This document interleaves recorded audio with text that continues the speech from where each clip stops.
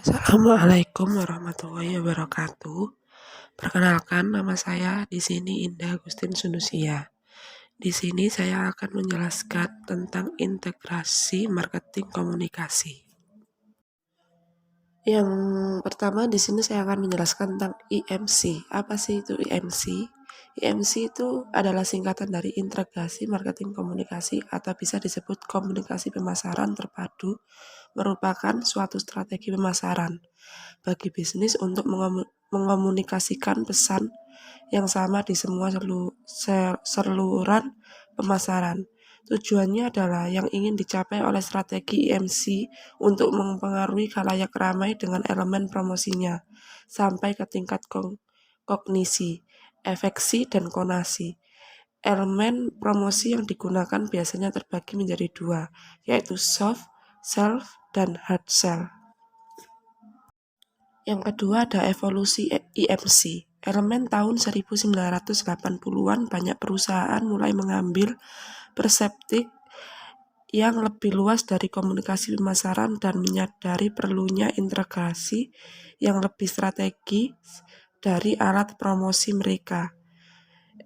Perusahaan mulai bergerak menuju proses komunikasi pemasaran terpadu atau IMC yang melibatkan koordinasi berbagai elemen, promosi dan aktivitas pemasaran lain yang berkomunikasi dengan pelanggan perusahaan. Sebagai pemasar, memeluk konsep komunikasi pemasaran terpadu.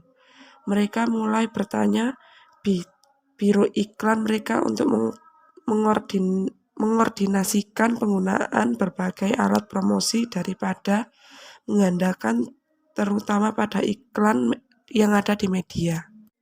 Contohnya, Montblanc menggunakan desain klasik dan merek yang khas serta harga yang tinggi untuk memposisikan jam tangannya sebagai produk berkualitas tinggi dan berstatus tinggi. Citra kelas atas ini ditingkatkan oleh perusahaan strategi media distribusikan produknya hanya melalui butik, toko perhiasan, dan toko eksklusif lainnya, termasuk tokonya sendiri. Montblanc juga kadang-kadang menggunakan selebriti seperti aktor Hugh Jackman dalam iklan. Alasan semakin pentingnya IMC itu dikarenakan alasannya itu mendasar adalah bahwa mereka memahami nilai strategis mengintegrasikan berbagai fungsi komunikasi daripada membuat mereka beroperasi secara mandiri. Dengan cara mengordinasikan upaya komunikasi pemasaran mereka, perusahaan dapat menghindari duplikasi, memanfaatkan sinergi antara alat promosi, dan mengembangkan program komunikasi pemasaran yang lebih efisien dan efektif. Peran IMC dalam branding. IMC adalah pendekatan untuk memastikan komunikasi brand yang selaras untuk konsumen di seluruh marketing channel yang sesuai dengan pasar yang ingin diraih. Salah satu manfaat utama integrated marketing komunikasi adalah perusahaan bisa efektif meningkatkan brand awareness-nya. Selanjutnya ada campuran promosi alat untuk IMC. Promosi telah didefinisikan sebagai koordinasi dari upaya yang diprakarsai penjual untuk menetapkan saluran informasi dan persuasi untuk menjual barang dan jasa atau mempromosikan suatu ide. Yang pertama ada periklanan, yang kedua ada pemasaran digital, yang ketiga ada promosi penjualan, dan yang keempat publisitas atau hubungan masyarakat, yang terakhir penjualan pribadi. IMC di sini melibatkan kontak audiens. Titik sentuh mengacu pada setiap kesempatan yang dimiliki pelanggan untuk melihat atau mendengar tentang perusahaan dan mereknya atau mengalami.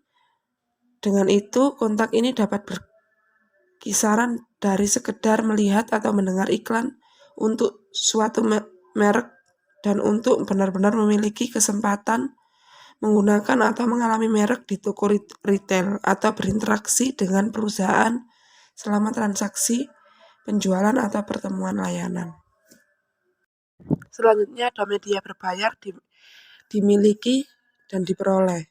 Yang pertama ada media berbayar.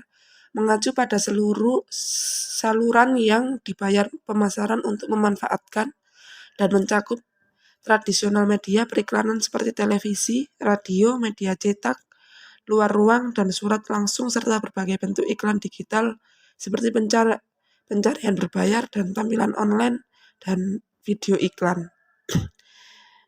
Media yang dimiliki mengacu pada saluran komunikasi pemasaran yang dimiliki perusahaan kontrol seperti situs web, blog, dan aplikasi selulernya, serta saluran media sosial seperti Facebook, Twitter, Instagram, dan YouTube. Yang terakhir ada media yang diperoleh. Media yang diperoleh adalah exposure untuk perusahaan atau merek yang tidak harus dibayar dan dihasilkan oleh pihak luar entitas seperti media masyarakat umum.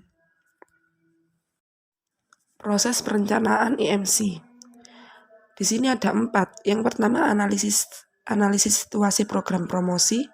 Yang kedua ada analisis proses komunikasi. Yang ketiga ada penetapan anggaran. Yang keempat mengembangkan pemasaran terpadu. Di sini yang terakhir permintaan evaluasi dan pengendalian. Ada 2. Yang pertama penting untuk menentukan seberapa baik IMC program memenuhi tujuan komunikasi dan membantu perusahaan mencapai tujuannya dan sasaran pemasaran secara keseluruhan. Dan yang kedua, tahap akhir dari proses ini dirancang untuk menyediakan manajer dengan umpan balik mengenai efektivitas program IMC yang pada gilirannya dapat digunakan sebagai masukan dalam proses perencanaan. Sekian presentasi dari saya, Indah Kusin Hunusia, tentang IMC. Jika ada salah kata atau kurangnya penjelasan, mohon dimaafkan. Wassalamualaikum warahmatullahi wabarakatuh.